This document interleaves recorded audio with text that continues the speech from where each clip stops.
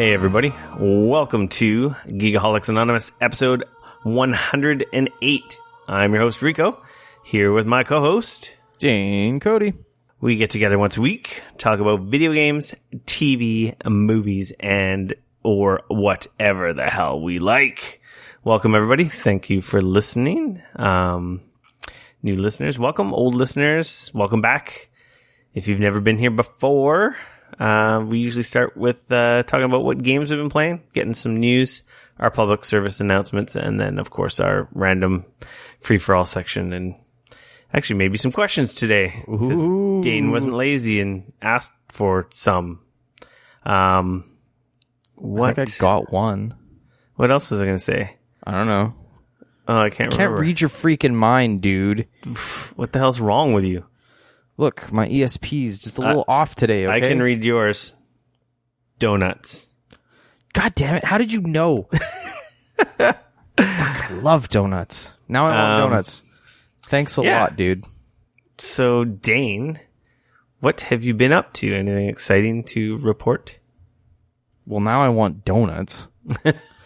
This is made worse by the fact that I found a fantastic donut place close to my work recently, and it's like really good. Oh yeah, you posted that on so good on Twitter or whatever. Yeah. I freaking did since last week. You know what I did? Right? What'd you do? I did the game called Being a Homeowner. It's a fucking stupid game. Sounds like it. What'd you do? I'd have so much more gaming time if I didn't own a house. And if I didn't have a baby, and if I didn't have a wife. But the problem we're talking about right now is having a house. Right. It's cool and all. One day I'll have a bunch of money. That's what they say. It'll be my retirement, my nest egg, values, housing market, all this crap, yada yada. But you know what comes with the house besides the shitty ass mortgage? Work, dude. Maintenance. Yard work. Oh my god. Oh okay. Yeah. This is what I did last week. I mowed the lawn. Well, I did that, but before I did that, I applied Killex to my weeds or my grass because it's getting overrun with clover. Right. That's bad.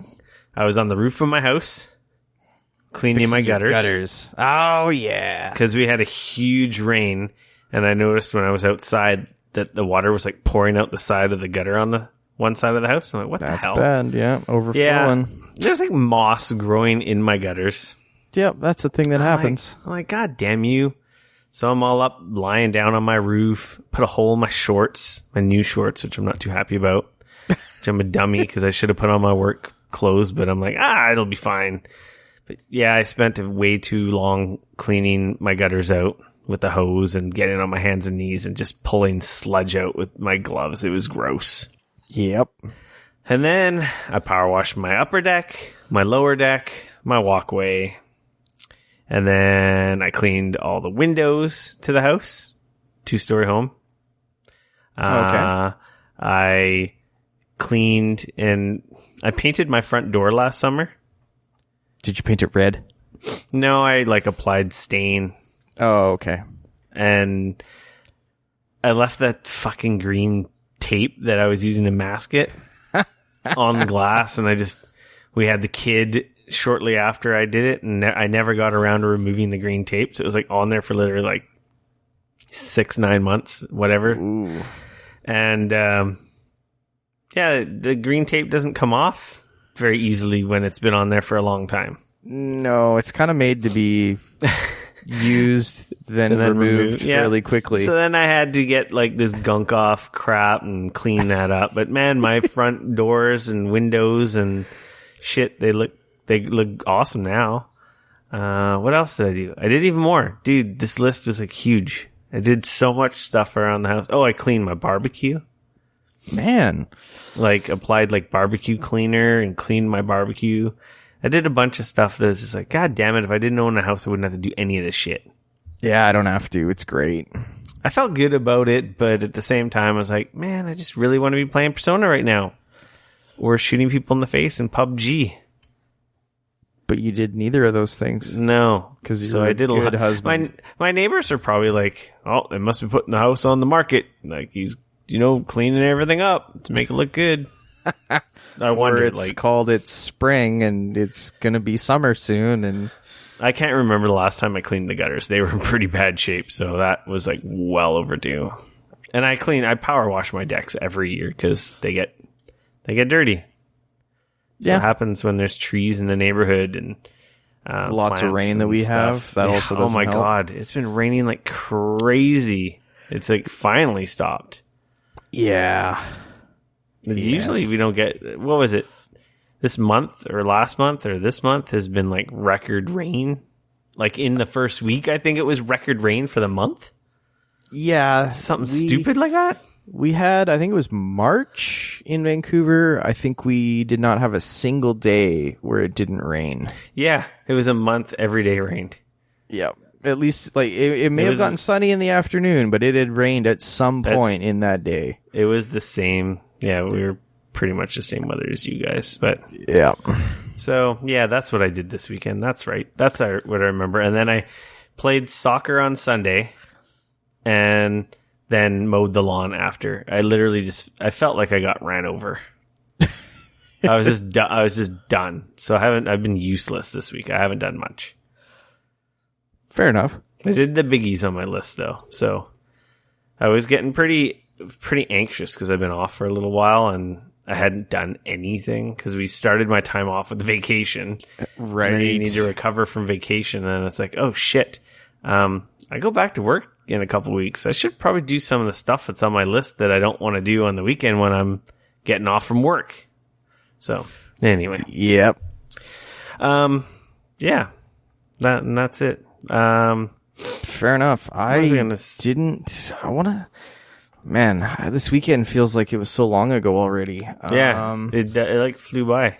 I know. I think it was just a pretty chill weekend in my house. I don't think too much. Clearly, nothing too exciting happened if I don't remember it. Well, Monday was a holiday, so that was nice. I sat at home and played some games. Yeah, so I guess before we get into that, yeah. Even before we talk about what you've been playing, we usually have our little special section called What You've Been Drinking. And Dane, what are you drinking, my friend? Tonight I'm drinking Saint Remy. Saint Remy. Yeah, we're doing the cognac tonight. Nice and tasty. Nice. I put the baby down and ran downstairs and shut the door behind me, and I forgot to get a drink. And I'm real thirsty too. Man, I tell you. I know. You finished that bottle of scotch that you were nursing ever so gently for the last month or so? There's a tiny bit left here, but I don't want to drink it. I'm actually thirsty. I don't want to kill myself. All right, fair enough. With paint thinner. Fair enough. With that being said, I guess we can get into our what you've been playing section. It's unsaid. I'm still playing Persona 5, clearly. Okay, fair enough. I'm just shy of 100 hours now.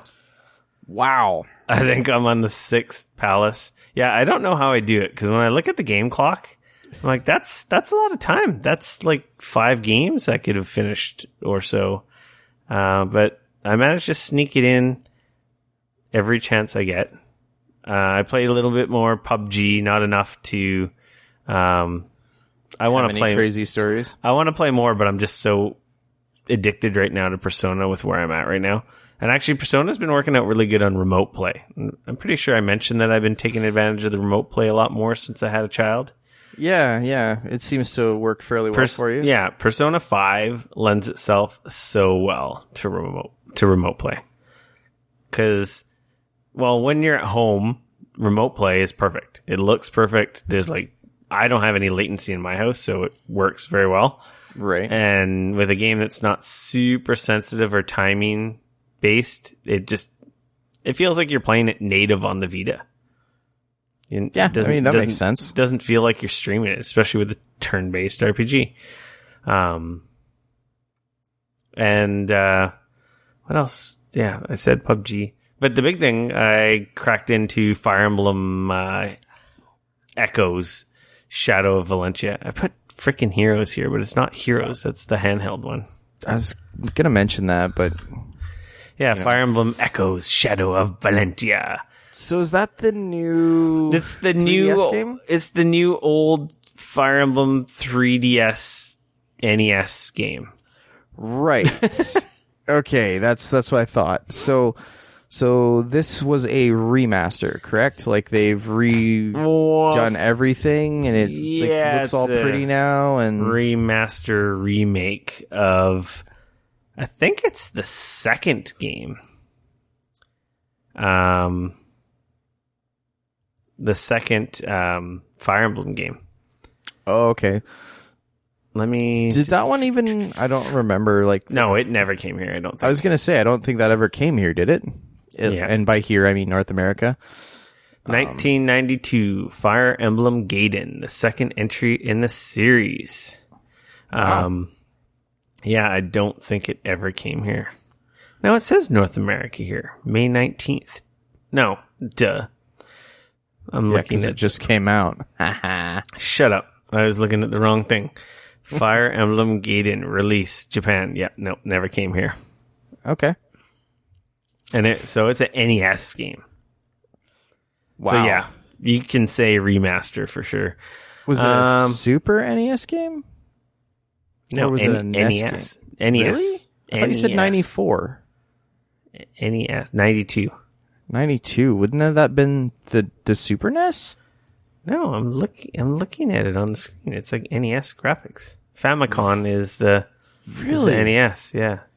Super Famicom is the Super Nintendo. Yeah, no, I know that. I am surprised because 95 is when the PlayStation came out. March 92. Well, it was probably, I guess, late in the...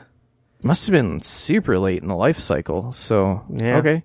Weird. Because, yeah, like the end of 94 would have been the PlayStation and stuff coming out in Japan and the Saturn and everything else. So, it's a Fire Emblem game. I imagine it would be. It's right in the title. Exactly. If it wasn't a Fire Emblem game, I would say take it back and get your money back because that would be awkward. There's a couple things. I love Fire Emblem, so I really like this game. But okay.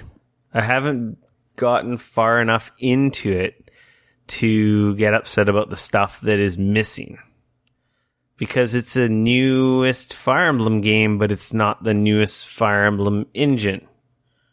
If that makes sense. Wait, so they remastered the game, but they didn't use the new Fire Emblem engine? They remastered it, and it has like the 3D battle visuals, and it looks very similar to the new Fire Emblems.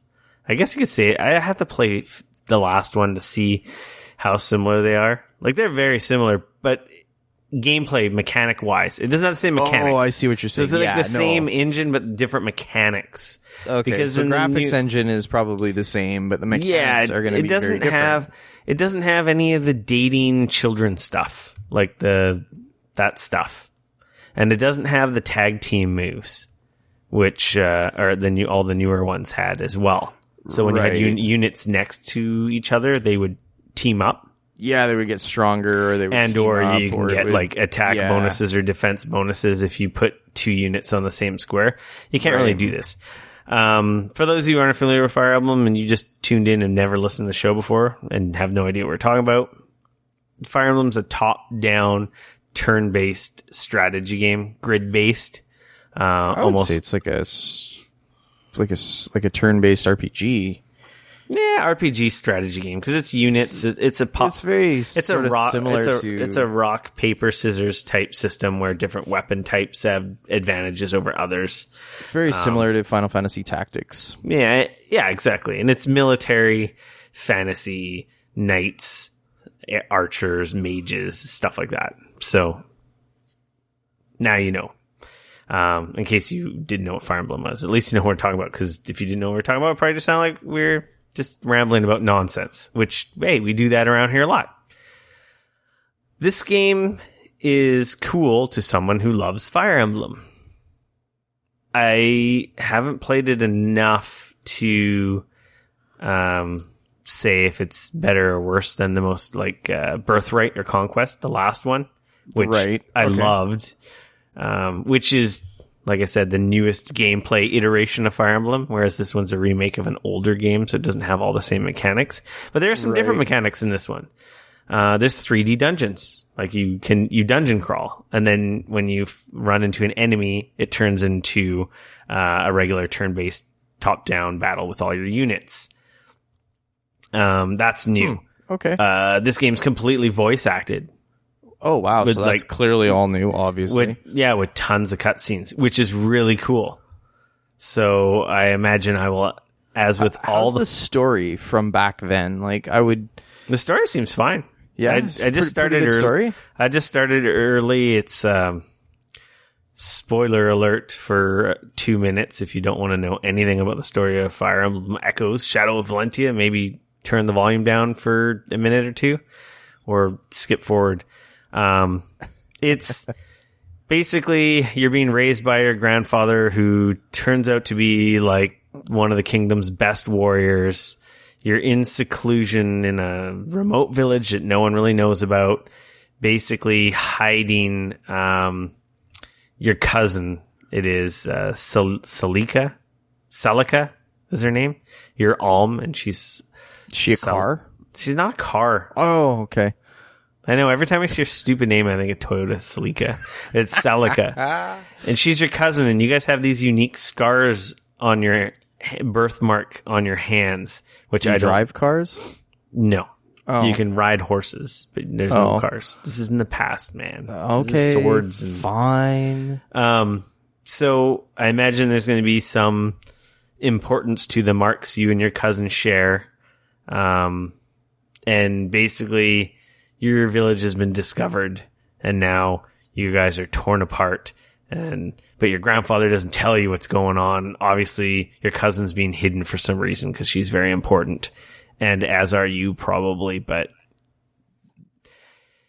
anyway, okay, fair enough. Sounds very video game. And then it throws you forward, and you're get sucked up into the local army and the bigger thing that's wars going that on. are happening. Yeah, there's 2 kingdoms. Apparently, at some point. And I'm not far enough, you end up controlling the 2 different armies, because I think what happens is your cousin ends up being part of one of the other armies. Oh my goodness. I bet you any money that you're going to have to fight your cousin. Yeah, it's... I don't know. Man. There's amiibo support. Of course there is. So what does amiibo get you in that game? I think they just unlock... if you use the Fire Emblem amiibos, it unlocks units... of those characters in the game. So if you're in a battle, Marth back in game? I think that's how it works. Interesting. It's a shadow unit or something. I haven't actually done it yet. And they've added this item that you can undo moves. So if you fuck up and you're playing, something that's famous for the Fire Emblem games is the permadeath mechanic. Is that on display here? Yep, it's in here. You can have it on, or you can play casual if you don't want to lose your units. Usually when I play these games, I play casual the first time to get story, and when I play them again is when I do the permadeath mode. There is an item in this game that they introduced, and it gives you a mechanic where you can undo moves. So if you F something up, it's kind of like a rewind. Yeah, it's I haven't gotten that far, so there might be some stuff that is in here that I'm totally wrong about. I'm pretty sure the dating and having kids and getting married stuff isn't in here, but some of the other stuff could be in here. Okay, so it's so what you're saying is they've done a good job of going back to that game, making it relevant. Considering how old the game, I feel like I'm playing a modern Fire Emblem game. I might get hung up on some of the missing gameplay elements that some of the newer ones have. Right. But it has its own that are pretty good. And the voice like I said, the voice acting, everything's voice acted. That adds a lot to the character. That's and awesome. Especially for the story. And it's pretty surprising. It's a freaking 3DS game. Wow. Yeah. Man. But then my big complaint with this game is like, why did it come out on the Switch? yeah, I'm like, why isn't this on the Switch? God damn it. Like, because Nintendo. Why am I playing freaking on my 3DS when the Switch is out? Like, god damn it. I know there's a new Fire Emblem coming for the Switch, but I don't even remember when that's coming now. I think it's next year. Probably. Because they have the Fire Emblem Warriors, which is just the Gaiden, whatever, Destiny Warriors type style game, which nobody cares about. Well, I don't care about. But the actual real proper Fire Emblem is coming to Switch next year. I wonder if we'll see that at E3. I don't know what... Considering I get the feeling little that Nintendo is... They're going to do their classic Nintendo thing where they push the games that are coming out later on this year. So my guess is we're probably going to see a whole bunch of Mario because that's supposed to be out this fall in New Donk City, which I still cannot believe that is a thing that they're doing. But nonetheless, that won't surprise me that we'll see a bunch of that. Is Splatoon 2 going to be out yet? Or very close to coming out? I'm sure that's going to be there and they'll talk about it a bunch because it'll either have just come out or be coming out like around the corner from E3. Yeah. Yeah, as far as first party stuff, I don't know. Maybe July, they'll be talking about the DLC for Zelda. Splatoon 2 is after E3, so it'll be at E3. So then they'll be pushing that one hard as well. ARMS comes out that's next month. Okay. So is ARMS out before E3? It's June 16th. So the week of... Oh, wow. Okay. No, so the Tuesday after... No, I'm looking at May. Shut up, Rico. You don't know anything. The Friday, the day after E3 ends is when ARMS is out. Okay, so they'll be talking up ARMS big time as well. Which they just did. It'll be around the corner. Yeah, so, I mean, that wouldn't surprise me if those are kind of their big tentpole games. I feel like it's probably too early for them to really get into some of the other stuff because they're not coming out in the fall, maybe not till next year, so... but maybe I'm wrong. Maybe we'll get a surprise, and maybe Nintendo will release a new Donkey Kong, or I don't know. Maybe we'll get a new Metroid. Yeah. Sorry, I make a joke. Yeah, that's just I don't know what mean. that's gonna look like. I know, but no, that's good. I'm happy to hear that a new Fire Emblem game that is out. It's on your 3DS and you're loving it, and it's. It just sucks because I'm carrying so much stuff with me right now. Yeah. Like, I thought I was done carrying my 3DS, but nope. No, you're not. Anyway. Still carrying it around. Yeah, next year for the Switch one. That makes me super excited. Oh my god. But that's so far away. Yeah.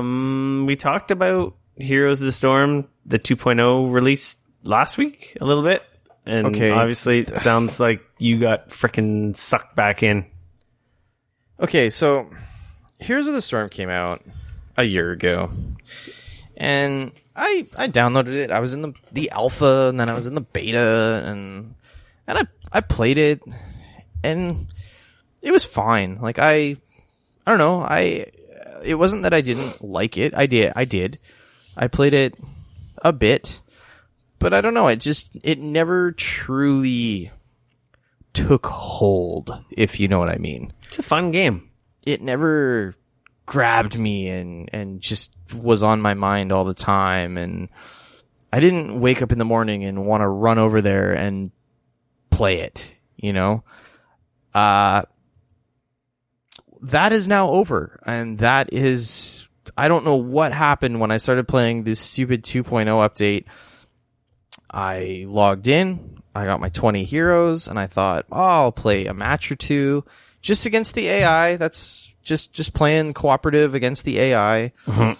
And that fucking game has absolutely taken hold. I thought on the weekend, I was on like Saturday morning. I got up. I was like, oh, you know what? I'll log in and I'll play a few games towards my dailies, because there's daily quests, rewards and quests that you can do, and by daily I mean they're kind of more like weekly. They call them dailies, but some of them are daily, some of them are weekly. So for example, if you play 8 games, you get a reward in the game. You get, I think it was 300 gold or 500 gold or something like that. Did we talk about what pack I bought last week, or did we just bring it up that log in, there's a bunch of free shit going on right now? Did we get into that? I can't remember. I don't think I knew, because I talked to a few people about it, because a couple of my friends have fallen back in since the 2.0 update, and you got to get in, you got to get the 20 characters. And you got to get the, they're not off. I don't know for how much longer the 20 characters is available.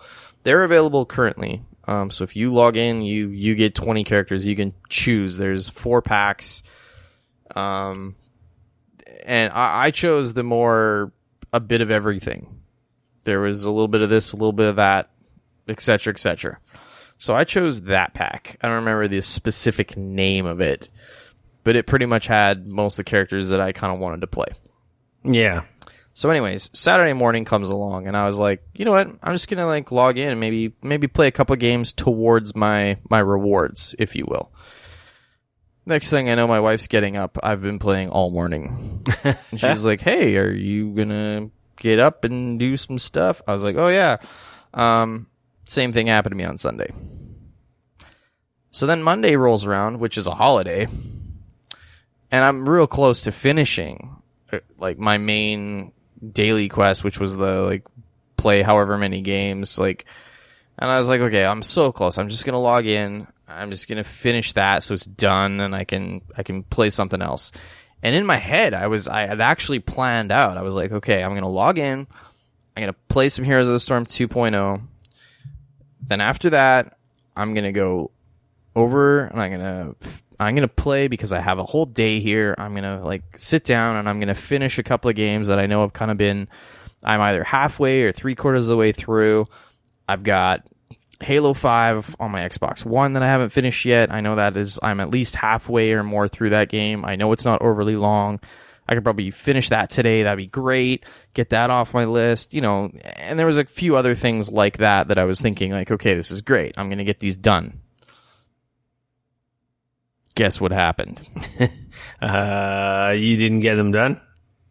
Next thing I knew, my wife was coming home saying hey man, are you gonna help me cook dinner? And I seriously sat all day and played Heroes of the Storm. It was stupid. It's a good game. No, it is. It's a I was addicted to it last year. I know, and I don't know if it's just a matter of the fact that they've added.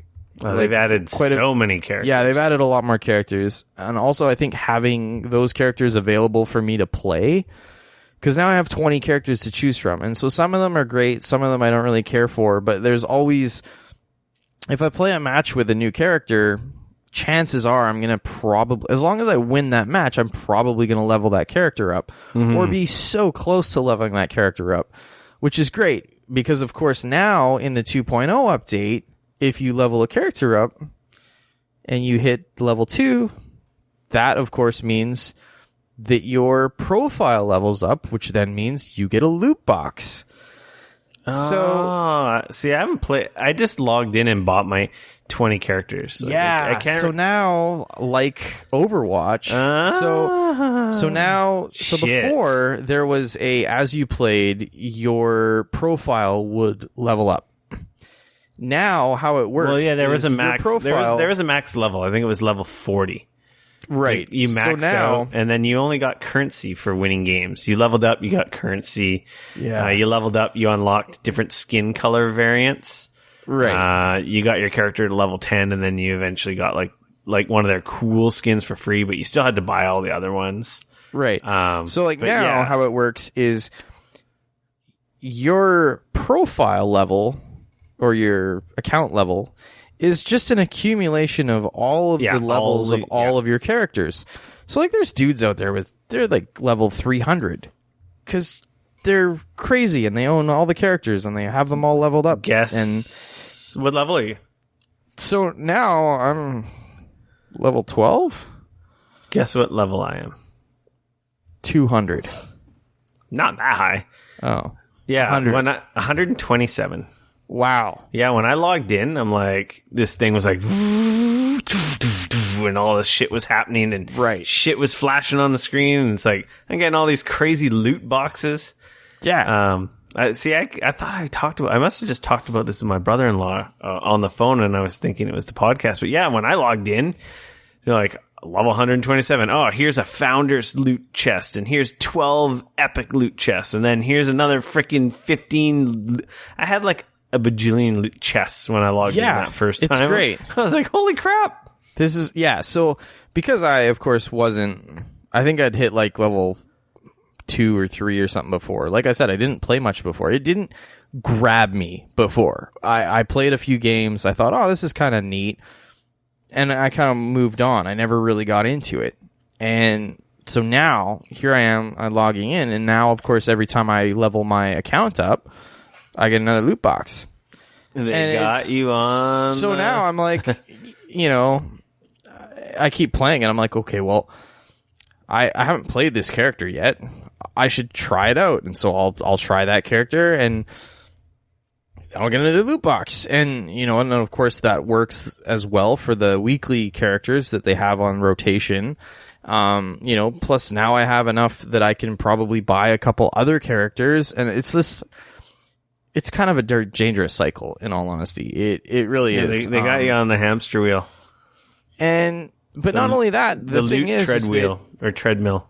That is unlike Smite and unlike Dota and unlike League of Legends, I can jump into Heroes of the Storm, and to be fair, I'm playing by myself, so I'm still just playing against AI. I'm just playing competitive co-op games against AI. Yeah, but it's still fun. Having fun. No, yeah, exactly. It's still fun. Yep. And so I'm playing that, and most of my games don't last longer than 15 minutes. No, that's a long game. And that is part of what's awesome is like in the morning, I can jump on and play like 5, 6 games before I go to work in the morning. And that's not a big deal. I can jump in, play a quick game, and it's not like I'm going to have to sit here for an hour. And that's awesome. That is so nice to know that I can just quickly jump in, play a quick game, jump out. I've added an extra strike against my weekly. Now I'm closer to getting my 8 games finished or whatever. Or if there happens to be we want you to play 3 games as a support or 2 games as a Diablo character or whatever it is. And just talking about heroes makes me freaking want to play it. We had so much fun. We started playing. We got to get together. We got to play some. It's a lot of fun. It really is. We started playing competitive. This is the thing that happens with all these games. We play them at our boys' night, like we played League. We played League of Legends, right? And then it gets to a point where co-op against computers it's just boring now. Mm-hmm. So then we start playing against real people, and then increase the difficulty against computers. Yeah, we increase it. We usually get to the hardest difficulty, and then that's like a cakewalk. And then we start playing against real people, and we do really well for a few weeks. Right, and then hit that wall. And then something happens with our MMR, whatever the fucking invisible back screen ranking for you as a team is. Yep. And then we can't win anymore. Right, and then it's not fun. But it's like, because it's one thing to lose one, win one, lose one, win one. Yeah. But it's another thing to lose one, lose one, lose one, lose yeah, one. Yeah, it gets, and then we start yelling at each other. And then we do Overwatch, and the same thing happens there, and then or Heroes, and then Overwatch. So it seems we always plateau at a point where we start playing against real people. Right. And we're all older, so we're not pro gamers, and I don't know, magically I get to play a lot of Persona 5 and play hundreds of hours of video games, but of course when it comes to competitive games, none of us play them enough to be pro MLG, and then it gets to a point where we just want to kill each other. Right. And then we stop get frustrated with one another. Yeah, and then we stop. For sure. And then we stop playing, and that's what happened with all those games I mentioned. But man, Heroes is fucking fun. So one of the things that they've implemented in Heroes as well is that until you hit level 5, you play the same map over and over and over again. And initially I thought maybe there was something was wrong on my game, but turns out after I asked a few people, it was like training wheels. Yeah, so you only play the map where it's the curse map. Where you gotta collect the tribute. So essentially, at multiple points in the game, you gotta go collect the tribute that spawns in a couple areas, and then the first team to collect 3 curses the other team. So up until level 5, that's the only map you play. Man, there's a lot of maps in this game. They've added a bunch too. See, and that's the thing. So finally, I hit level 5. On Sunday morning or Monday or whatever it was. And that's when all of a sudden, like, all of these other maps. So now I'm playing all these other maps. So that was this whole other thing about it where I was like, yeah, where before I was just about at the point where I was kind of like, okay, like, this map is kind of getting annoying now. Like, I got it down. I get what I'm supposed to do. There's got to be teamwork. You got to make sure you get the tribute, whatever. And then all of a sudden now I'm like, yeah, there's all kinds of other maps in this game. So those are coming at me fast and hard now, and I'm learning all of those, and that's a whole nother aspect that's great. So, yeah, no, I'm really enjoying Heroes. Like, I haven't had a MOBA hook me this bad since Smite, for sure, and no, it's great. It's an awesome game, and it's free. Yeah, exactly. You don't have to spend honestly, a dime. if you've been on the fence about Heroes of the Storm, it is a MOBA, but not quite in the same way they that League made it easy, and they removed a lot of the annoyances. They streamlined a lot of stuff and just boiled it down to the fun parts of a MOBA, and made it quick, so it respects your time, so you don't get these 40-minute bullshit matches where you're angry when you lose after. Also, it's objective based. It's not just kill the towers, kill the guys, get to their base, destroy it. Like there's actually some maps where if you only attack the lanes and you only attack the guys and you don't defend the tower, you don't destroy the tower, you're gonna lose. Or if you don't do the actual objective. Yeah, there's a lot of different ones too. They're so different. I don't know if you've played. I'm assuming it's one of the more recent maps. There's an Overwatch map where you have to actually. I don't think I played the Overwatch map. Yeah, you have to. There's a payload.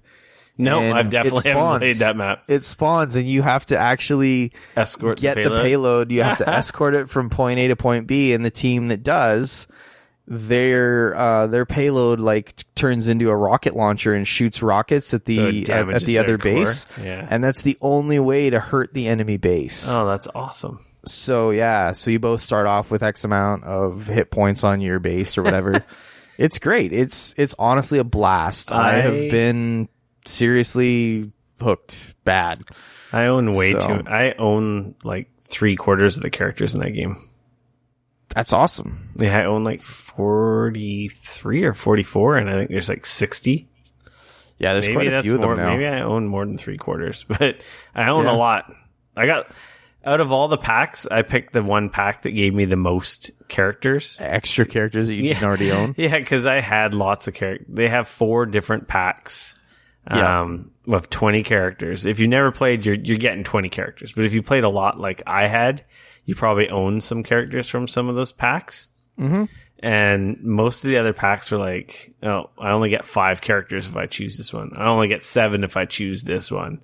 And that was 3 of the 4 were like that. And then the 4th one was, I only had 5 characters. So I was actually gaining 15. And I'm like, well, I'm just going to go for that because more characters, the merrier, right? Yeah, that makes sense for sure. I have so much currency in that game. I can unlock like another 4 or 5 characters too. Oh, wow. With all the currency. And then I unlocked 2 more characters when I was opening loot boxes. It was just crazy. And then I spent like maybe 20 minutes or half an hour doing loot boxes and unwrapping all my presents for coming back. That's awesome. And then I didn't even end up playing. I had to go. Yeah, I'm a little disappointed in you. So seriously, if you've been on the fence or you're curious about it, create an account, log in now. You get 20 free heroes. The game is free. It's really a win-win we didn't situation. get back into it a month ago, because a month ago they were giving some really cool Overwatch skins if you played it with a buddy. I know. And even over the was, weekend they were, but none of my friends were playing it on the weekend. And I was like, dang it. Yeah, I think that ended, right? It ended on Monday. Boo. Yeah, I didn't have time to play it. So yeah, that is, like I said, that has honestly hooked me. I've wanted to play a bunch of other things, and that has just been taking up all of my time. I am going to say that's it for what you've been playing. That's all we've been playing. Yeah, that's all we've been playing. Yeah. Plus Persona 5. And Plus PUBG. Persona 5. But I don't have any significant stories to share about those. So we can get into the news. Destiny 2. The sequel to the best worst game that we've probably talked about more than any other game, that I've probably played more than any other game. Bungie had a big ass event in LA last week after we recorded, so we couldn't talk about it last week. We knew it was coming. So they basically revealed gameplay. They showed us a shit ton of stuff. Basically, the opening mission of the game was playable for everyone who attended.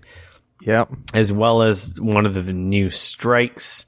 It was a big E3 style press conference event. They had the gameplay reveal trailer open things up, and then they basically had the devs and the producer on stage talking about all the new stuff, the new beginning, our concentration on storytelling, and a deep single player campaign. Like if you want to play by yourself, we're going to have this awesome storyline and more cutscenes than all the existing Destiny content put together.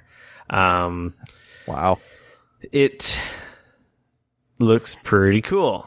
It also looks like Destiny. So yeah, that's what I was going to say. Like when they showed this off, because while I have not played as much as you, I still played a lot of Destiny. Mm-hmm.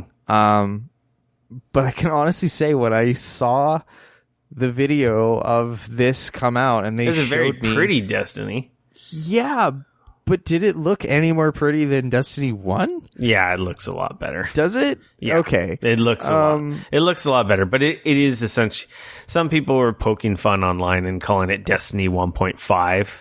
Yeah, I just, I mean, and maybe I'm sure it plays a little differently and stuff, but looking at it from the outside looking in currently, I went, that's a lot of Destiny. Like I hope they've, I don't know, I hope that it really does earn its 2.0, name, because I think so. It looks really fucking cool in terms of just the campaign stuff. Has the big events, which seem to kind of be missing in the first Destiny, the big scripted scenes that make the storyline have you more invested, more like a Call of Duty roller coaster. Mm-hmm. That was definitely present in the first mission they were showing. Especially, I haven't watched the strike videos, and there's tons of them out there because I don't want to spoil the strike, considering that's something that you're probably going to be grinding over and over again. Yeah, I didn't want to watch that either. So, of quality of life improvements. There's new weapon types. They've actually changed the way equipping weapons works. There's energy and kinetic weapons, and then there's power weapons. So you can see that. You can have one power weapon, and you can have two of the others. So it gives you more freedom in what type of weapons you want to use. So you can essentially, I think use two hand cannons if you want to use two hand cannons. Yeah, you totally can. That's part of the thing that they're touting is... You could use two pulse rifles and have one rocket launcher, the new grenade launcher, or... Yeah. Man, there was a bunch of... I can't remember all the different weapon types, but there is a bunch of cool new weapon types. The weapons are all new. The gear is all new. There's new planets. Earth, they've opened up a new section. of Earth that we've never been to, which is bigger than any existing area in Destiny 1, as are the new areas on the new planets as well.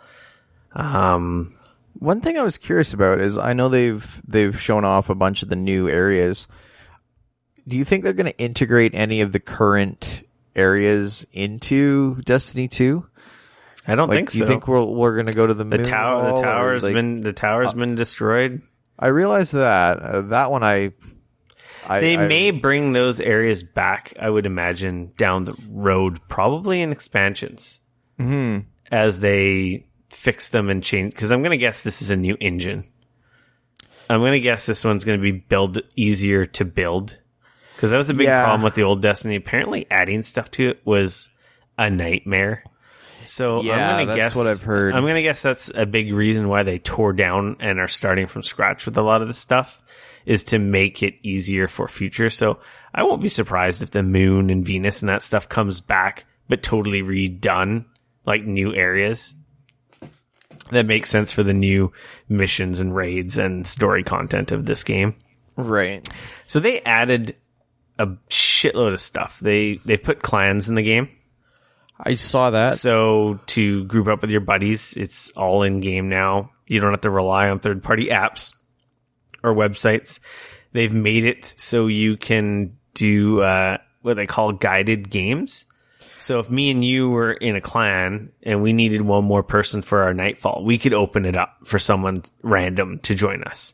Oh, that's cool. Or if we were wanting to join someone for a raid and a clan out there they need 2 people for a raid, they can open a slot and then it would match make us with them. So it's really going to help with getting people. They said it was some ridiculously low number. I want to say it was around 30 or 20% of people had completed a raid. Like, hey, to be fair, I played lots of Destiny and I never completed a raid. I did all the raids except for the last one, but that's because I kind of fell out of love with Destiny. It's so hard to do a raid. Like, it was an effort to do a raid. Yeah, well, and part of that too was, like, for me, it was time. It was like the fact that I needed 2 or 3 hours. And then I also needed people that were also available to do it, that were friends of mine or whatever. Like, it was, and people don't want a new guy.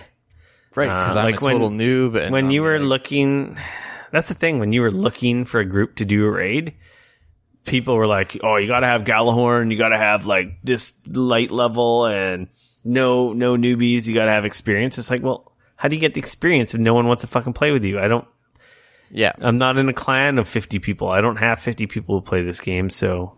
Yeah, exactly. It's like, so no, it was kind of challenging. I never ended up playing a raid. I always heard they were super cool and I wanted to, and it was one of those things that I just could never justify to do. So it seems like they found a solution for that, which is really cool. I'm very happy about that, because the amount of effort it took to get into a raid was kind of annoying sometimes. And like you said, you needed the time. And then also on top of the time, you had to make the effort to freaking find a group.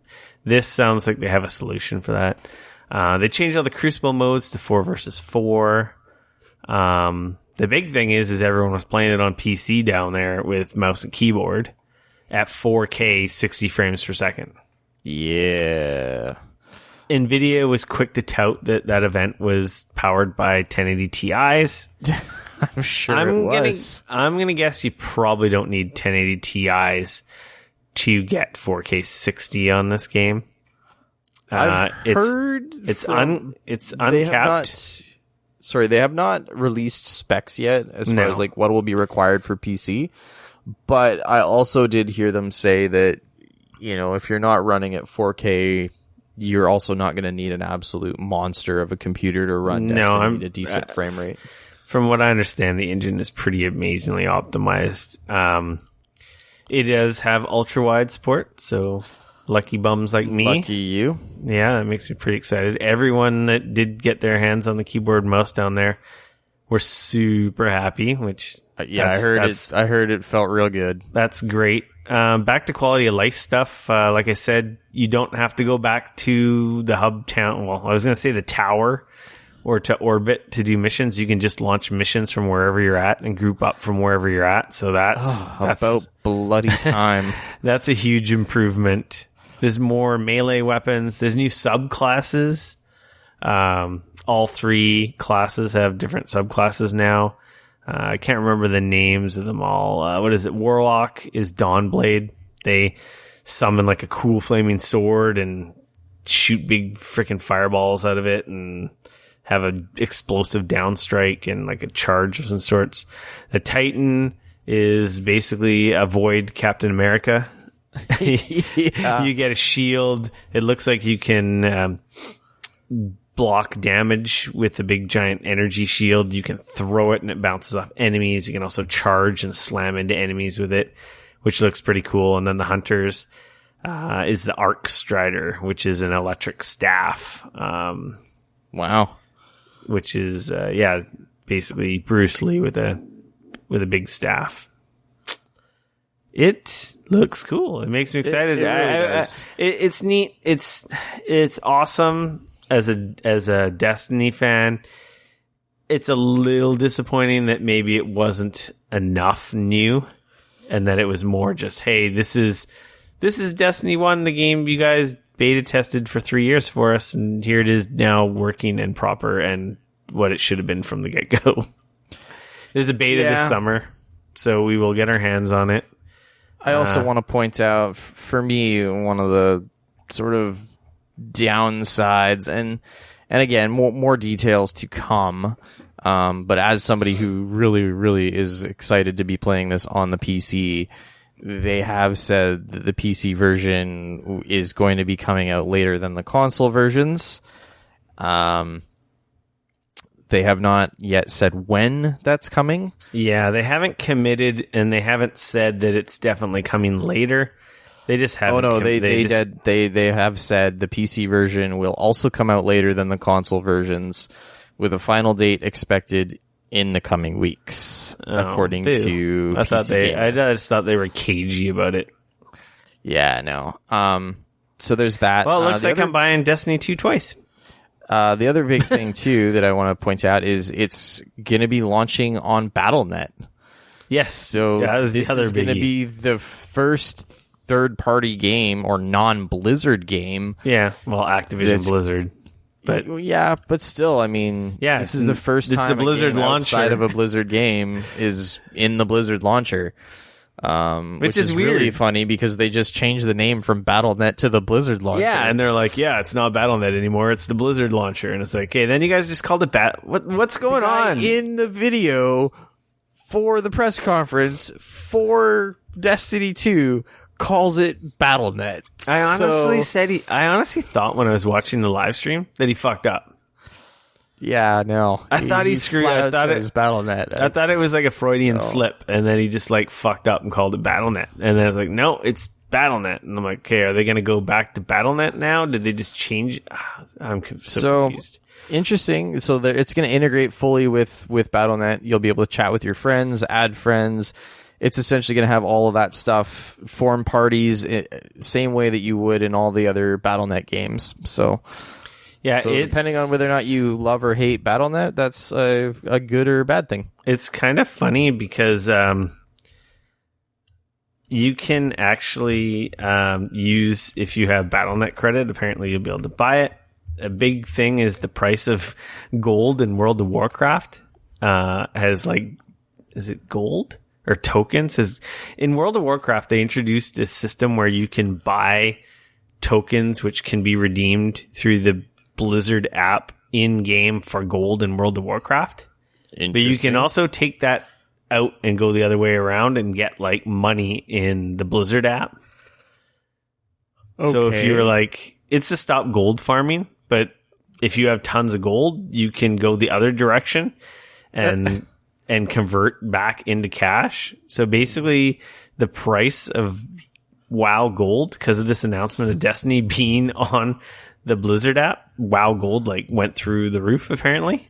Oh, wow. Because you could essentially cash in and you've got credit and you could go and buy Destiny 2 when it comes out now.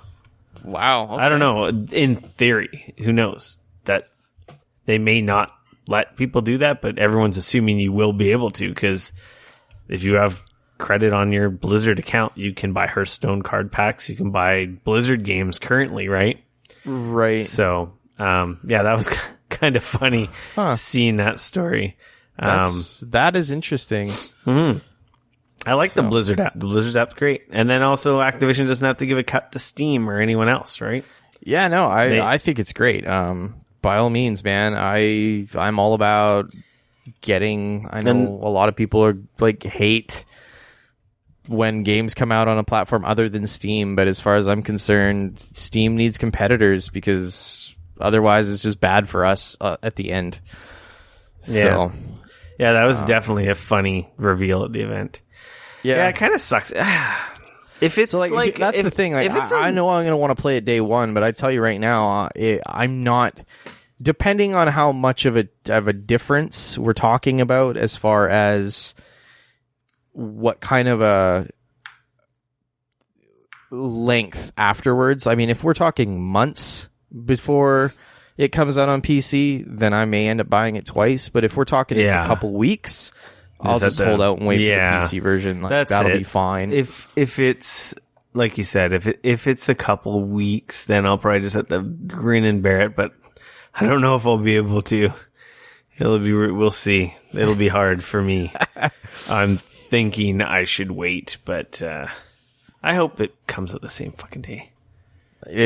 I'm hoping. So yeah, Destiny 2 looks cool. It does. I'm pleasantly excited. I'm sure we're going to learn a lot more at E3 and stuff. Unfortunately, I didn't get invited to that event, which I did not either. I'm very sad about.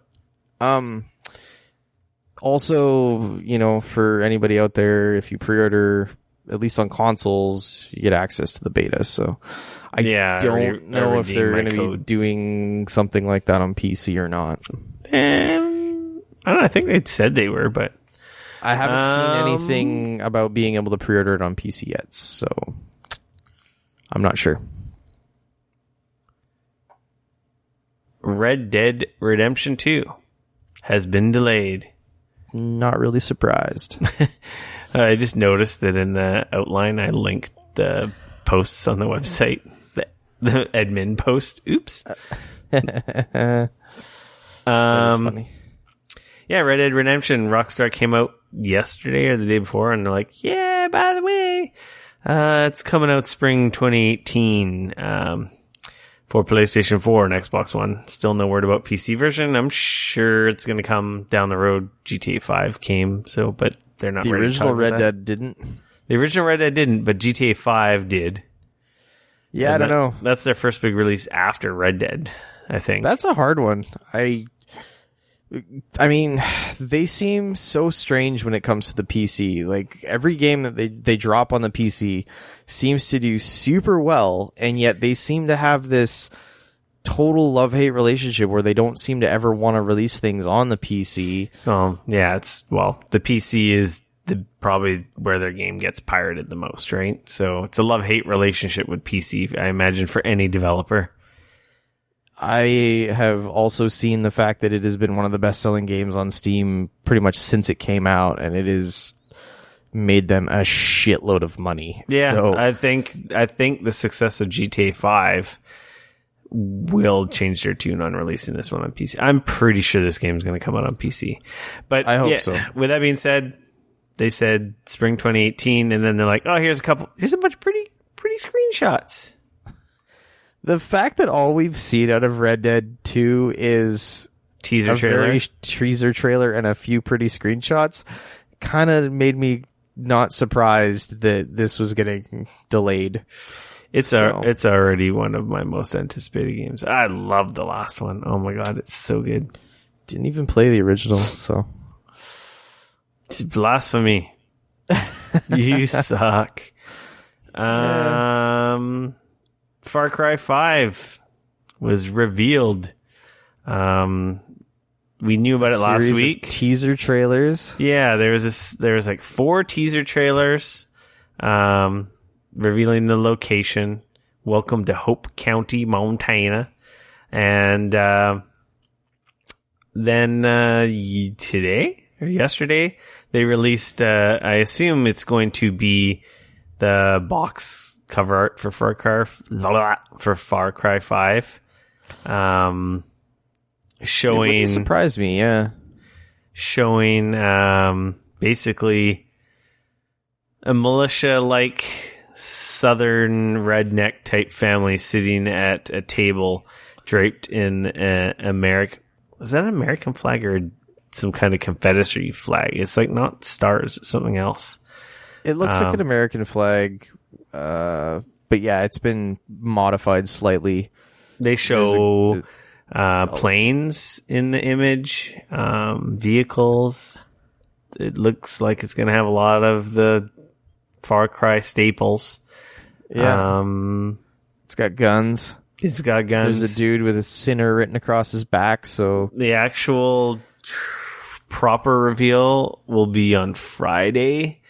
Okay. The 26th, so after the show's release. So obviously we'll have some more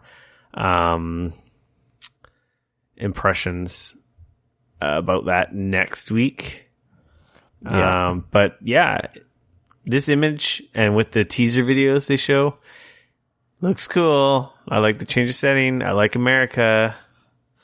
I think this could be a nice change of setting and pace, feel a little different than Far Cry 4. And it's been a couple of years, so man, I love the Far Cry games. They're very good. I assume really this is need to go back and play some more I of them. assume this is the villain in this game. And if not his family, his friends. And it looks almost cultish. So I wonder. We'll probably get a reveal of who the actor is who plays this guy, and then that's really gonna give us some insight onto how cool this guy potentially could be as a villain. Yeah, it'll be interesting. I'm excited. More info to come. Yeah, we'll know more. We'll talk about it next week, but we know the location. Woo!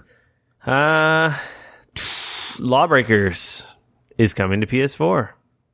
That it is. Why can't Cliffy B dropped the big announcement. Said, "Hey, that's the thing that's happening." Rick linked all the stories to the wrong things. Shut up.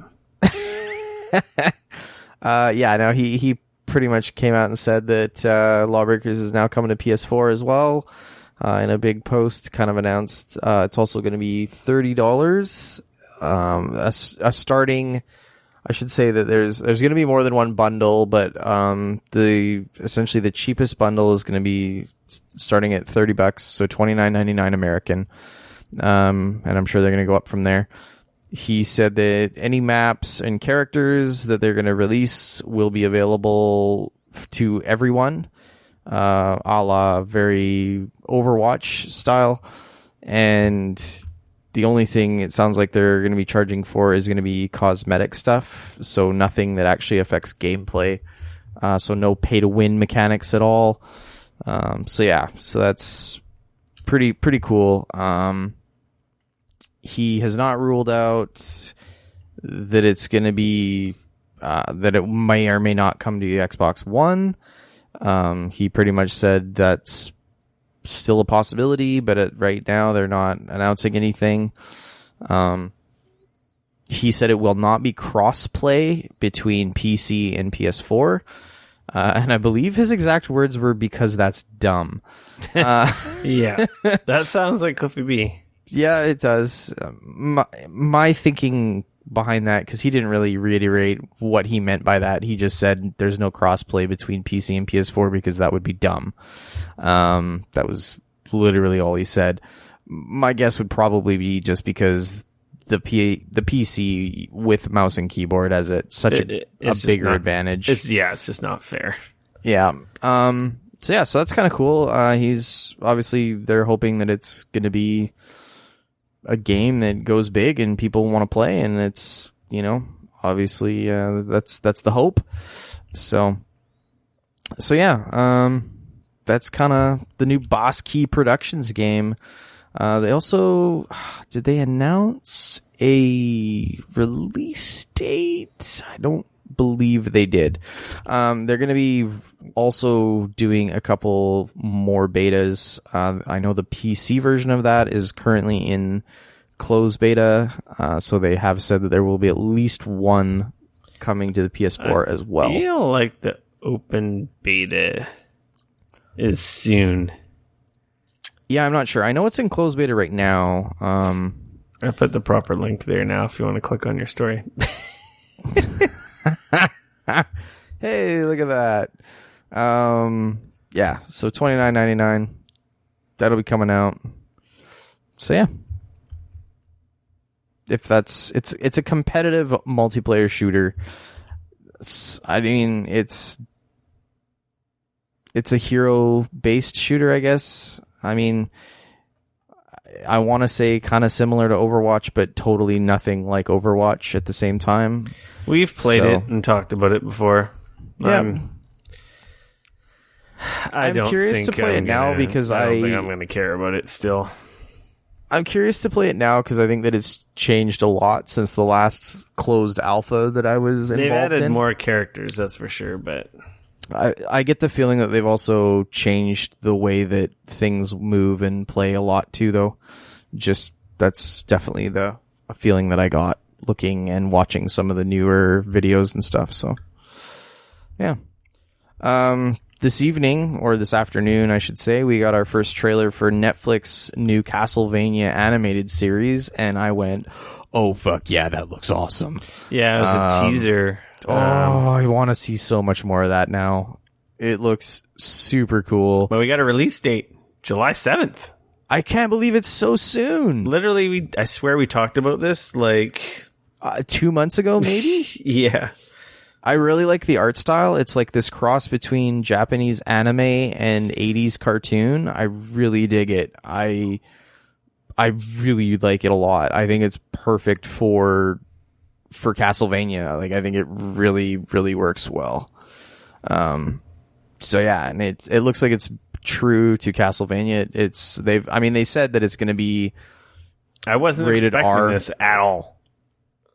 I wasn't expecting it so soon. But yeah, it looks cool. I really, really, this makes me very excited. So now, yeah, I'm even more excited than I was before. So yeah, check that trailer out. Yeah, it's super cool. It's on the site. Linked on the site, and it will be in the podcast links as well. Yeah. Spider-Man star Tom Holland has been cast as young Nathan Drake in Uncharted movie. I did not see this coming either. I don't know how I feel about that. He's great as Spider-Man. Yeah, but I don't know if Drake. I don't know if a prequel is what people wanted for an Uncharted movie. Yeah, that's where I'm going. I think you hit the nail on the head. I'm not worried there. about him, but I want a Drake movie. But is a prequel their way around getting past everyone being in love with him and having such high expectations? So if they do a prequel with a younger Drake, it's not the same Drake from the video games we all love and know. So it gives them some more freedom to avoid that criticism, I guess, is their idea. But like, nobody wants that though. Yeah, I don't know. I was really hoping. I was always sort of holding out hope that they were going to get Nathan Fillion. Oh my God. Go to the gym and become Nathan Drake, because but Nathan Drake is not super. He's older in the last one. Like, he's not. No, that's what I'm saying. Go get Nathan Fillion. Get him to put on a little bit of muscle, and I'm not saying make him all super fit. I'm just saying get him in a better place than he was or is, and let him be Nathan Drake, because he's freaking Nathan Drake. Yeah, that just yeah. But I guess that's too much of the geeks in all of us wanting something that'll probably never happen. I don't know. So apparently the Uncharted thing is back in development. Apparently a new script is being worked on. I mean, to be fair, this is still super early, and apparently he's been cast, but it doesn't even sound like they have a full script yet. So I don't know. This could still be years away. So and knowing Hollywood, this could change dramatically in the time of him being cast and them actually getting a script and them trying to film it. So we'll see what happens. But yeah, but it's a thing that is apparently in the works. So and other comic book, video game, movie related news. Sony tweeted out a photo of Tom Hardy wearing a Venom t-shirt and basically announcing that he is Venom in he's Eddie Brock in the standalone Venom movie coming in 2018. You notice they said the upcoming film from Sony's Marvel Universe? Did you catch that in the tweet? No, I'm just noticing that now. I know, and I'm wondering, like, what does that mean? Does this mean that they're... Because that was the other thing that I did notice, was that on Logan, for example, even though that is a total Fox film, Marvel had their logo on there, which I thought was interesting. Well, the Marvel logo's been on every Marvel franchise, regardless of... it just doesn't have the Marvel Studios. Yeah, I guess that's true. I think that Tom Hardy is a great fit for Eddie Brock. He's awesome, a fucking awesome actor. He knows how to play villains. Yeah, he definitely knows how to play villains. So that's pretty cool. He's an awesome actor. Yeah, I think him as Venom would be great. Yeah, that's a good announcement. I'm more worried about, is this going to be Venom as a bad guy, or is this going to be one of the newer Venom comics where Venom is an anti-hero working for the good guy? Like, that's where I'm kind of curious about which sort of Venom are we getting. Seeing the success of Deadpool, I imagine it would probably be in the anti-hero vein. Yeah. You can make it make it an R-rated and then people will want to watch it. I kind of feel like they sort of have to go with an origin story, though, don't they? Yeah, I think they do too, because freaking Spider-Man 3 was fucking terrible and should be deleted from existence. God, I hate that movie so much. So anyways, that's Tom Hardy is your new Venom in the new Venom movie. Yeah, that's cool ass. Yeah, it's super cool. Where are we? That's it for news. We can get into our public service announcements. That Overwatch anniversary event we talked about last week is live now. Dane wrote up a nice little piece for us, basically talking about all the new stuff, which basically boils down to 3 new maps and a bunch of new loot, uniform or skins, dances, emotes, yada yada. Of course, the classic, if you log in, you get 1 free loot box. Oh shit, I gotta log in to get my free loot box. Yeah. I got nothing cool in mind, but hey, maybe you'll be more lucky than I am. I will have to do that. There's also some anniversary events. It's kind of a big thing. There's a whole bunch of stuff. Way more than I can sit here and list off right now, but it is happening now, I believe, for the next week or 2. And yeah, if you don't own Overwatch yet and you've been kind of curious about getting into it, they're also doing a Overwatch Anniversary Edition game release, which is currently on sale, and you get the game and a whole bunch of stuff. You get skins and you get a whole bunch of things like that, a bunch of cosmetic stuff, as well as, I believe, 12 free loot boxes on top of all of that. So yeah. So if you don't have Overwatch and you've been on the fence, now is a great time to get off the fence and into the game. Yeah. Because that game's real good. I mean, I can't really... If you don't play it, then... Do you not like fun? Like, I don't know what to tell you. And it's probably been one of the most popular games in the last year. That game's gone crazy. That game has got more than 30 million people playing it. It's all just the memes, the fan stories for characters, which they basically worked into the game's lore. To say that it's done well is a bit of an understatement. Yeah, there's so much in that going on. Overwatch is a fun game. It's top notch. Yeah. It's freaking Blizzard, man. Goddamn Blizzard. Yeah, they do good stuff. They're insane. They do really good stuff. Also, the Spring Humble Bundle is doing a huge sale right now. So the Humble Spring Sale is on. It's massive. It's essentially Humble's version of a Steam sale. Tons of stuff is on sale.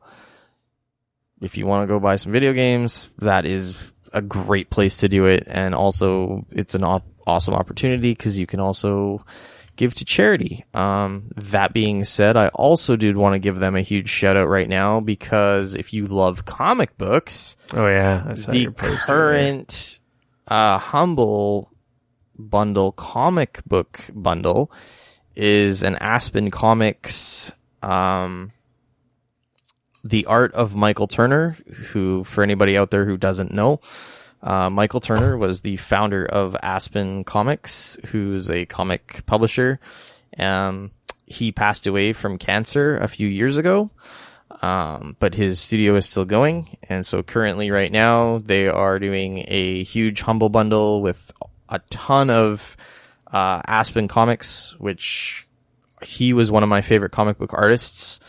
And I absolutely love his style. He did some really cool stuff. A lot of stuff that a lot of people probably haven't seen. Fathom, Soulfire, multiple different sort of offshoots of Fathom and Soulfire, as well as a lot of really neat things in very unique style. I don't know. I was always a fan of his work and the stories that they created, so it's pretty cool. So now if you want, you can donate and give to cancer and give to charity and help support that and get awesome comic books. Yeah, Humble's awesome. Yeah. I subscribe to their Humble monthly. Yeah. I just figured they always have good games. It's $12. If you're unaware of this, it's $12 a month for a bundle of PC games. They reveal the main title every month, and then they keep the other titles secret. But if you pay early, you immediately unlock the big something title. Awesome. Yeah. What was it last? I think it was like XCOM 2 a month ago. I think it was maybe The Witness was last month. And it was XCOM 2 a couple months ago. It was Rocket League 1 month. Like, the headlining game is always a good title. Usually a $30 or $40 game on PC. No issues. No questions asked. You always get your value just through that one title.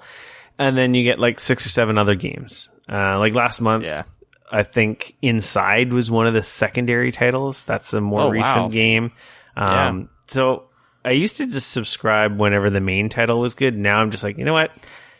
I just, for $12 American a month, I'm getting some quality PC titles. And they're Steam keys, if not DRM free versions, which is pretty handy. Right.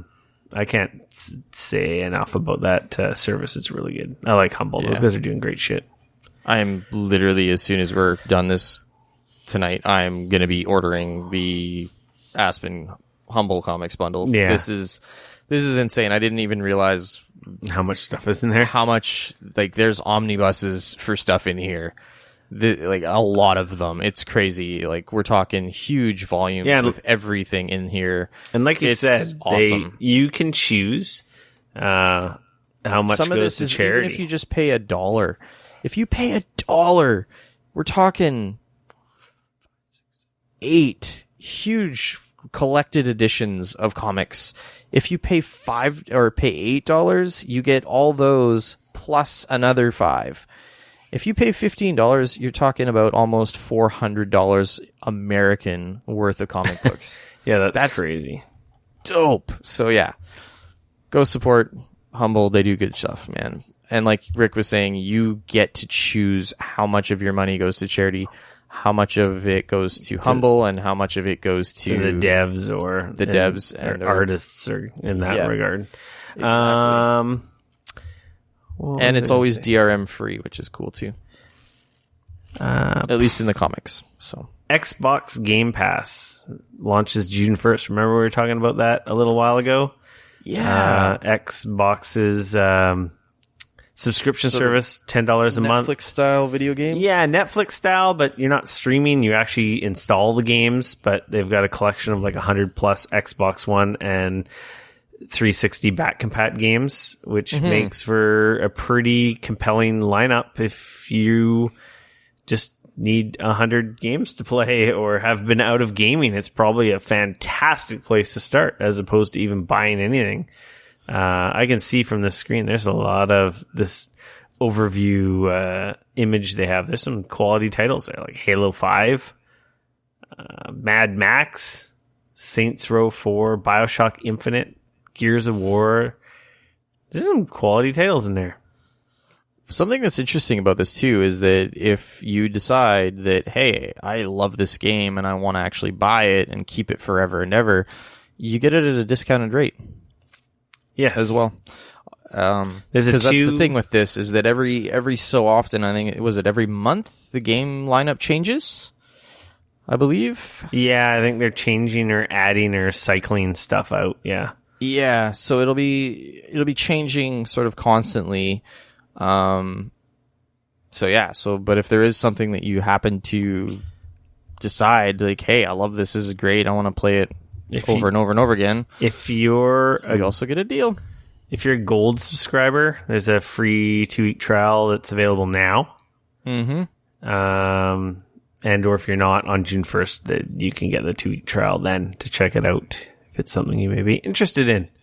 I didn't have time to write a story about this, but games for gold for June were announced as well. Yeah, I saw that. It's a pretty solid lineup this month. I gotta admit. Speedrunners on Xbox One, Watch Dogs on Xbox One, and then Assassin's Creed 3 on back compatible 360, and Dragon Age Origins. Yeah, it's a pretty solid lineup. Obviously, yeah, those are 3 AAA games. As well as there's some like free DLC for Phantom Dust if you ended up getting around to downloading that, which is free. So yeah, not terrible. I guess we'll get Sony's lineup soon for PSN, PlayStation Plus. Yeah, probably this week. And then you wrote a story here, PSA season finale for, what is it, season 3 of Walking Dead Telltale series. The new Telltale series game is wrapping up on May 30th. Yeah, that was pretty nice. I assume they emailed you a code for the season as they did me. I do have a code for this season, yeah. Yeah, they just randomly email. I haven't had a chance to play it. They sent me season 2 as well. I'm such a bad person. I have season 2 and season 3. I should maybe invest some time and check those out. I've heard really good things. I played the first season. The first season was fantastic. That game was pretty freaking awesome. I know. I think Stacy over at Wabam, I think she's been playing through this newest season on stream. So there you go. She's been really liking it. I've heard good things. That's it for PSAs. Free for all. Dane, you saw Guardians of the Galaxy. Did I ever? And what did you think? That movie was real good. Yeah, that movie's pretty freaking good. That movie was very well done. I don't think I was ever worried about it. I think James Gunn is a brilliant director. I mean, the first one was amazing, and I think the second one was awesome. I think that they Was it necessarily as good as the first one? I don't know if that I could honestly say if I liked one of them more than the other one, in all honesty. I think they did different things, but I really liked that film. It was great. They brought in characters that I didn't necessarily think they were going to bring in, and they did a great job with them.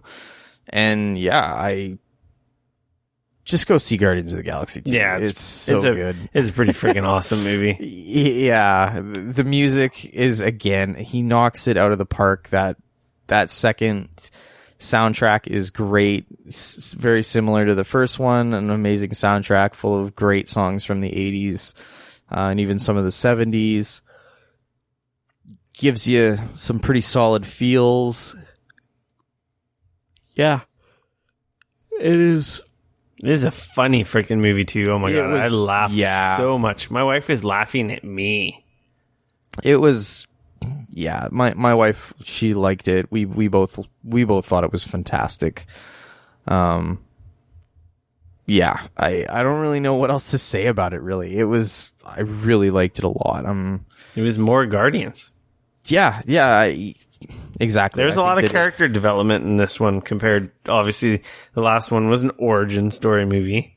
Those are always fun, but this one definitely had some more character development for all the characters.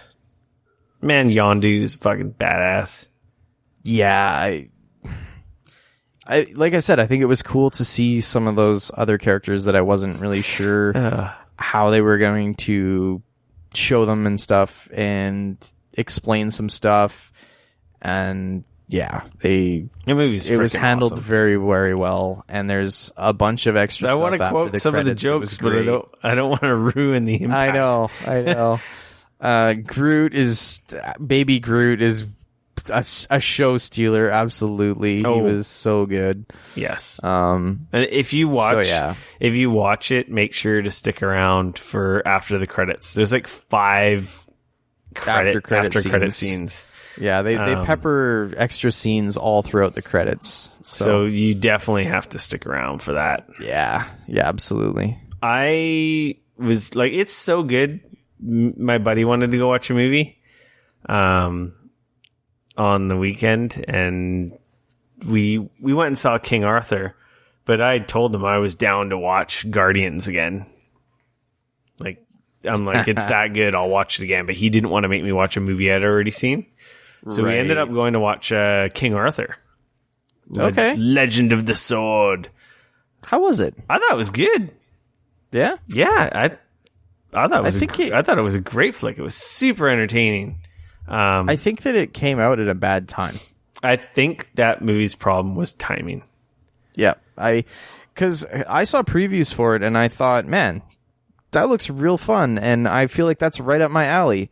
But right now, it's sandwiched in between Guardians of the Galaxy and Alien Covenant. And unfortunately, if I'm going to go to the theater right now, I'm going to see either one of those. And it's bad to say, but, well, I guess that's not entirely true, because chances are I'd be able to convince my wife to go see King Arthur versus Alien Covenant. So there's something to be said about that. But yeah, it's a Guy Ritchie film. Yep. It's got Guy Ritchie-ass freaking scenes, like Lock, Stock, and Barrel, Two Smoking Barrel, Snatch style conversation storytelling scenes, which are freaking hilarious. Jude Law is in it. Charlie Hunnam from Sons of Anarchy, the guy who plays Jax. Yeah. There's a bunch of the actor who plays Littlefinger is in it as one of the main dudes. Yeah. I like, from the previews and stuff that I saw, it looked like a really cool high fantasy King Arthur style film. It was fun. It was well acted. It was a cool. It kind of sucks because, I think they were planning to do like several movies in this series, because this is the Legend of the Sword and basically how he gets Excalibur. and it's basically kind of like a setup for the Knights of the Round Table and what would come next in this like King Arthur cinematic universe. Right. But man, I thought it was great. It was really good. In a way that kind of sucks though, because like I hate it when they. So yeah, it was a great movie, but I don't think it did well at the box office. So I think that might be. I honestly think it might be doomed. Yeah, I honestly think it's just timing. Like I really, and who knows? This movie is one of those films that might have a great tale when it comes to, DVD sale, well, Blu-ray, DVD sales, and video on demand and stuff like that too, right? So I don't know.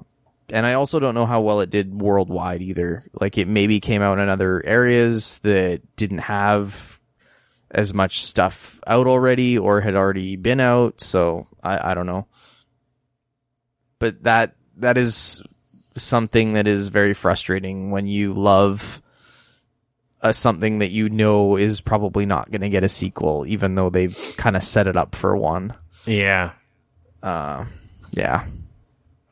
But that's cool. I like I said, I hadn't really heard anything about it outside of the previews that I saw that I thought it looked cool. So yeah, I suggest if you're on the fence, I thought it was great.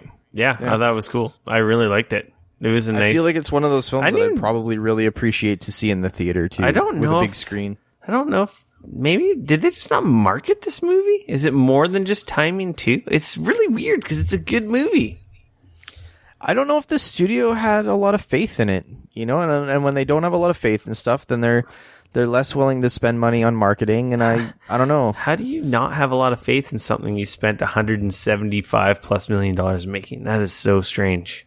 Was it that expensive? Yeah. No. Yeah. Was it really? Yeah, I was just reading a story about I was multitasking, but looking at a story talking about how or why did it bomb so bad. When the guy was saying this is a good movie, like he said it's a 7 out of 10, that's good. Yeah, it's way better than that crap fucking Suicide Squad garbage, which still did however many millions that it did. Yeah. Oh, anyway, it makes me sad. I thought it was pretty fun. Cool.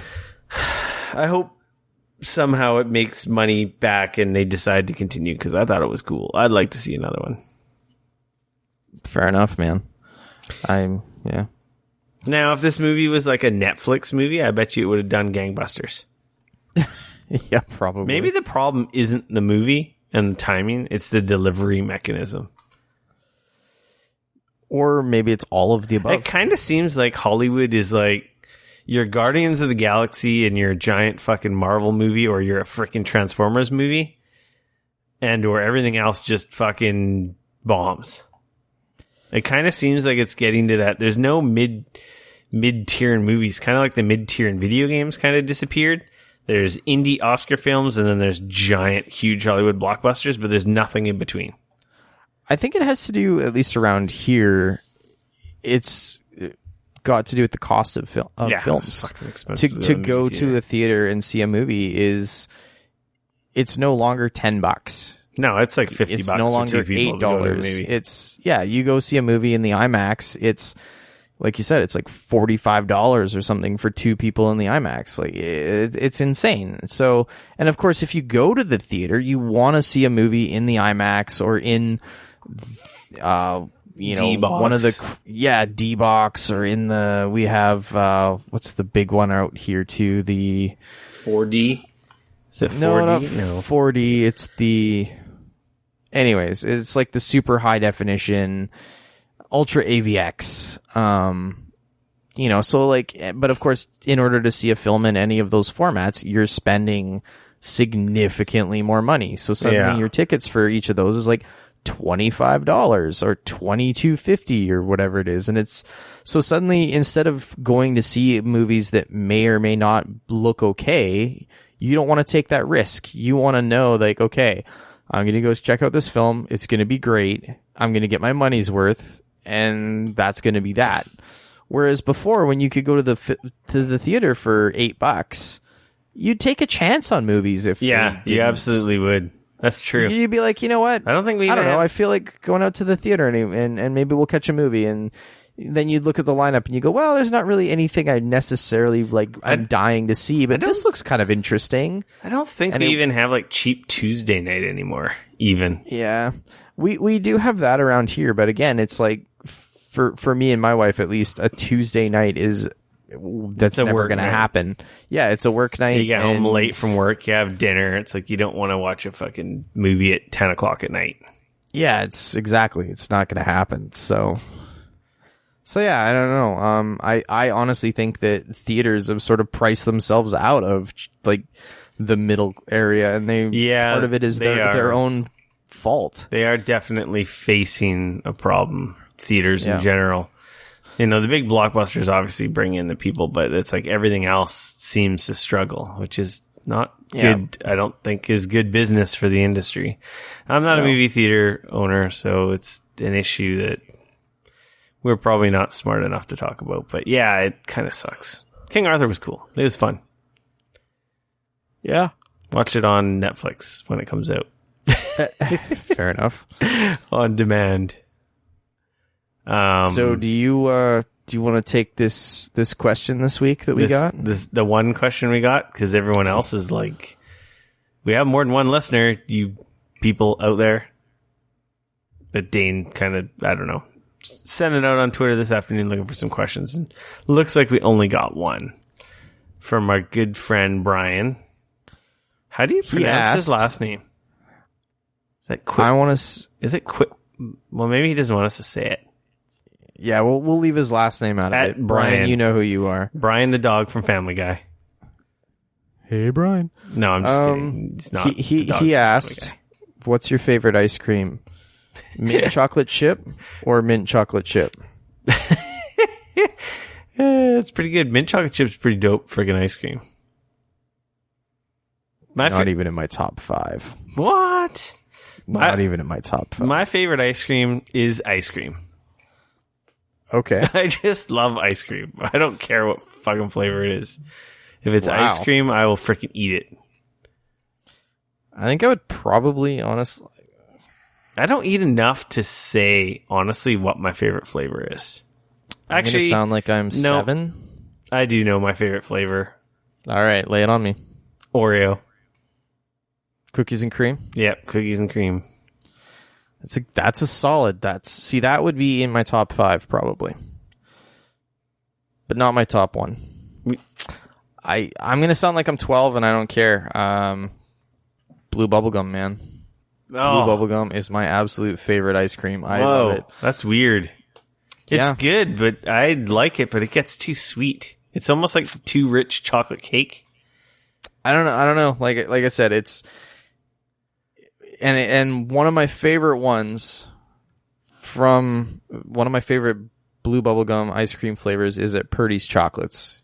If you go to the Purdy's Chocolate things in the mall, they always serve ice cream, and their blue bubblegum is fantastic. I don't know where they get it from or who makes it for them or if they make it themselves or whatever, but that is a solid blue bubblegum. That is probably my favorite. I like it better than the Baskin Robbins one. It is a solid. You eat a lot of ice cream. I maybe. We don't see. The thing is in our household, we don't really get too much ice cream. See, I don't eat much ice cream at home. Like we don't buy it too often at home. What we do is we get the drumsticks and the Kit Kat bar shit and like the ice cream sandwiches, like the desserts and the cone like treats and stuff. Oh yeah, but like the actual ice cream tubs, we don't buy too often. They're freaking expensive, man. Yeah, they're not cheap anymore. Usually we're at Costco and it's like, oh, what ice cream treat is on sale this week? Okay, we'll buy a box of that, which we totally don't need. But yeah, and then I definitely say mint chocolate chip. It's way up there. I like mint chocolate chip. That's fair. Good choice. So there you go. That's those are favorite ice creams. I had another question that someone sent me earlier in the week, but I don't know where the frick it is. I can't find it. I can't remember if it was a Facebook comment or a Twitter @ reply, but My Twitter's Good job. Crazy. I know. So the lesson that we've all learned here is don't bother sending Rick questions because he'll just lose them. You can send them to me or at Geekoholics, and I'll actually read them here. Rick, on the other hand, well, not so much. Yeah, I think that is all, my friend. I believe that's a show. Until next week. Yeah, it's more other people that you're out there. The download numbers don't lie to me. There's more than just Brian. There's a lot of you guys out there, and we love you, Brian. Don't get me wrong. You can send us questions every week. But some of you other quiet minority out there, step up and ask us whatever. It doesn't have to be video game related, as you can tell. We don't try to do our best. We'll share our stupidity. I mean, our knowledge with you. Yes. Our pretend wisdom. Yeah. Until next week, I'm going to say that is a show. You can follow me on Twitter at RickF, RICF. You can always come hang out with me on the internet at Dane Cody, at DAYNECODY. Make sure to follow us on Twitter at Geekoholics. Like us on Facebook at Geekoholics. Subscribe to us on iTunes, YouTube at Geekoholics. Of course, share us with your friends. And yeah, if you've noticed, we started writing stories again. So definitely. Yeah, we were lazy there for a while, but we are back on this. Smash that like button and them share buttons and help spread our messages. And yeah. Anyway, yeah, we quit being lazy. We'll start making some content here, and still working on the live streaming. This show will happen. This show will be live once a week soon. We're working on that. So yeah. At the very least, you'll see our pretty faces soon. Well, at least my pretty face. Yeah. I'll probably obscure mine with the mask or something as to not scar any of the listeners. Do you want me to make a paper bag for you? I can cut out the eye holes. I got a lot of paper bags. I could put I gotta put some holes in them. Sweet. Yeah, until next week, I'm going to say we are out. Catch you guys later. Peace.